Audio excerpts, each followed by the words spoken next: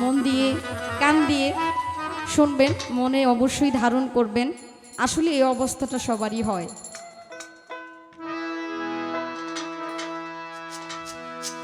আজ কতদিন হইল আমার যে কি রোগ হইল, ঔষধ খাইলে রোগ ভালো হয় না, ভাবে বুঝি আমি আর ভালো হব না, ভাবে বুঝি। আজ কতদিন হইল আমার যে কি রোগ হইল, ঔষধ খাইলে রোগ ভালো হয় না, ভাবে বুঝি আমি আর ভালো হব না, ভাবে বুঝি।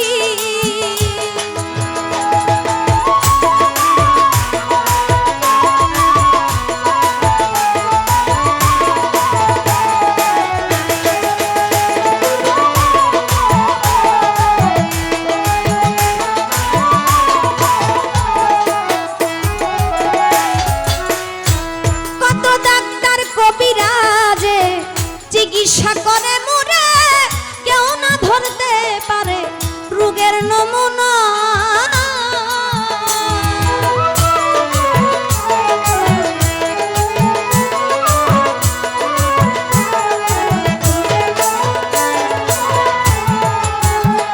কত ডাক্তার কবিরাজে চিকিৎসা করে মোরে কেউ না ধরতে পারে রোগের নমুনা।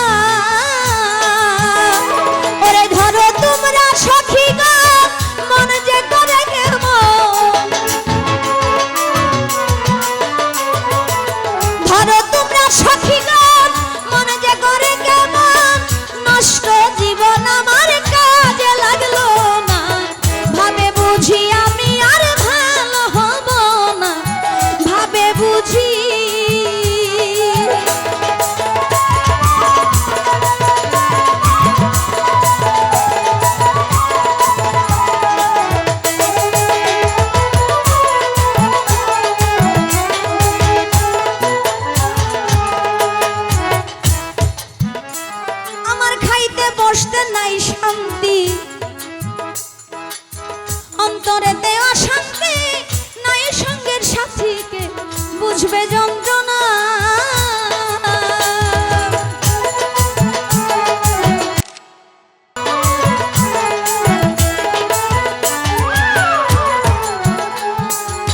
এই কথা কিন্তু আমার না। খাইতে বসতে নাই শান্তি, অন্তরেতে অশান্তি, এই কথাটা কিন্তু আমার না রে বাবা। এই সময়টা কখন আসে জানেন? একটা মানুষ শিশুকাল, কিশোরকাল, কৈশোরকাল পেরোয় যখন যৌবনকালে পড়ে, যৌবনকালে তার সঙ্গিনী নিয়ে আসতে হয়, তার বাবা মা বিয়ে করায়, ছেলে হয় মেয়ে হয়, সুন্দর এক সংসার হয়। দুজন যখন ছিল তখন বিশাল মহব্বত, সব কিছুই ঠিক। একটা ছেলে হইছে, মেয়ে হইছে, সংসারটা একটু বড় হইছে, মহব্বত একটু কমছে। আস্তে আস্তে বৃদ্ধ হইছে, ছেলে বিয়ে করাইছে, মেয়ে বিয়ে দিছে, নাতি নাত করে বাড়িঘর ভরা। তখন আর তার ওই বড় ঘর, যে নিজে যে ঘরটা সাজাইলো ওই ঘরে আর তার জায়গা নাই, তখন তার জায়গা হয় ওই বারান্দার ঘরে। যখন মেহমানে বইরা যায় তখন ওই বারান্দার ঘরেও জায়গা হয় না, হয়ে যায় ওই বাংলা ঘরে। বাংলো ঘর যেটা, সেই ঘরে ছেলেকে এক কথা বললে ছেলে বলে, আব্বা আপনি একটু বেশি বলেন, আপনি কি বুঝেন এইসবের, আপনি এসব কি বুঝবেন। আস্তে আস্তে দাম কমে যায়। এই যে দামটা কমে যায়, এই যে আক্ষেপের জায়গা, তখন ওই বৃদ্ধ বাবার কথা, আমার খাইতে বসতে নাই শান্তি। শ্বশুর যখন কাশি দেয় বা বাবা যখন অতিরিক্ত কাশে, তখন ছেলের বউ ছেলে বলে, আব্বার কাশির জন্য ঘুমাইতে পারি না। এই যে খাইতে বসতে শান্তি নাই, তখন আর কি, তখন মনে হয় যে আমি যদি মরে যাইতাম, আমার এই দুনিয়া থেকে যদি চলে যাইতে পারতাম, তাহলে মনে হয় আমার ভালো হইতো। তখন আসে মরণের চিন্তা। তাই কবিতার গানে বললেন, আমার খাইতে বসতে নাই শান্তি, অন্তরেতে অশান্তি, নাই সঙ্গের সাথীকে বুঝবে যন্ত্রণা। ওরে ডাকিলে কেউ শোনে না, পুরা মনের বেদনা। ডাকিলে কেউ শোনে না, পুরা মনের বেদনা। দিবানিশি করি আমি মরণের কল্পনা, ভাবে বুঝি আমি আর ভালো হব না, ভাবে বুঝি।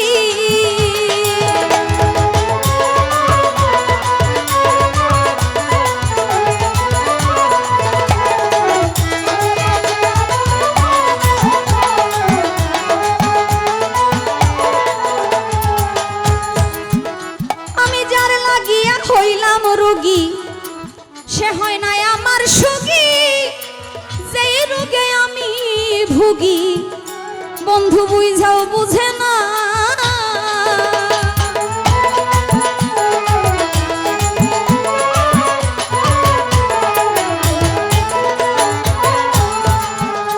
আমি যার লাগিয়া হইলাম রোগী, সে হয় নাই আমার সুখী, যে রোগে আমি ভুগি বন্ধু বুঝাও বুঝে না। রে সুলেমান কয় খাদিজা, পাইলাম আমি যাই সাজা,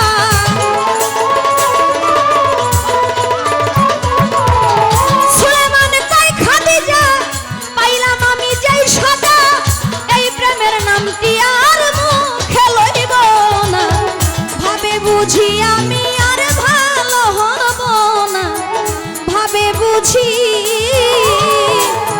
আজ কতদিন হইল আমার যে কি রোগ হইল, ঔষধ খাইলে রোগ ভালো হয় না, ভাবে বুঝি আমি আর ভালো হব না, ভাবে বুঝি আমি আর ভালো হব না, ভাবে বুঝি আমি আর ভালো হব না।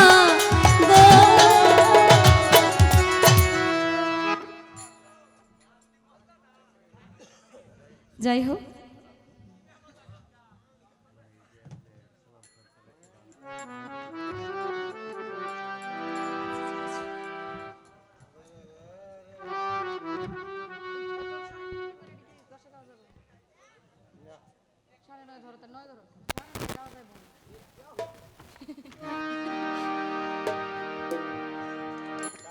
যাই হোক, আমাকে একটা গান অর্ডার করেছে, সেই গানটি গাইছি।